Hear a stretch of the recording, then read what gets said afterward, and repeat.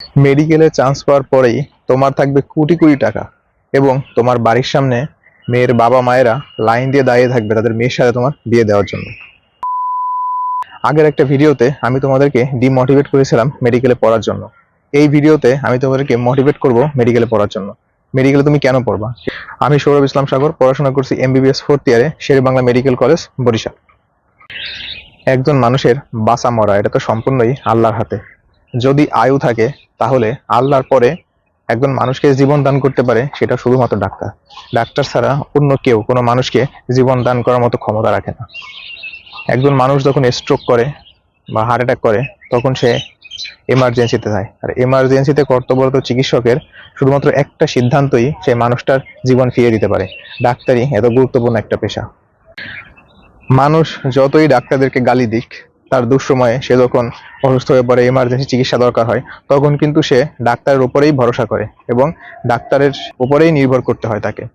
একজন মুমূর্ষু রোগীকে চিকিৎসা দেওয়ার পরে তুমি যদি তাকে সুস্থ করতে পারো তাহলে তুমি টাকা তো পাবাই, সেই সাথে যে মানসিক শান্তি পাবা সেই শান্তি অন্য কোনো পেশাতে পাবা না। ডাক্তারি এই পেশার মাধ্যমে সহজেই মানুষের বন্ধু হওয়া যায়। একজন রোগী যখন তোমার কাছে আসবে তখন তোমাকে সে তার বন্ধু মনে করে তার সব ব্যক্তিগত কথা, তার সব সমস্যার কথা তোমাকে খুলে বলবে। যে যত ভালো মানুষের সাথে মিশতে পারবে সে তত ভালো ডাক্তার হতে পারবে। তাই ডাক্তারি এই পেশা থেকে সহজেই মানুষের বন্ধু হওয়া যায়।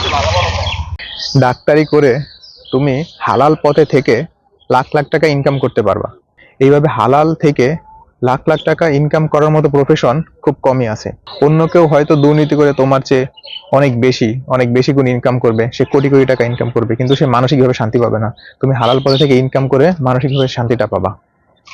হালাল পথে থেকে তুমি যা ইনকাম করবা সেইটা দিয়ে তুমি এবং তোমার পরিবার খুব সহজেই জীবন পার করতে পারবা।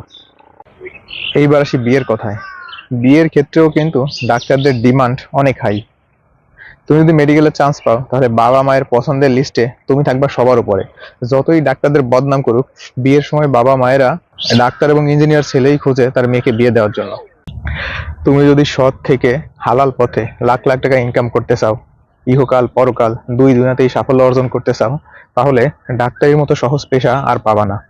সবকিছু তো টাকা দিয়ে হিসাব করা যায় না।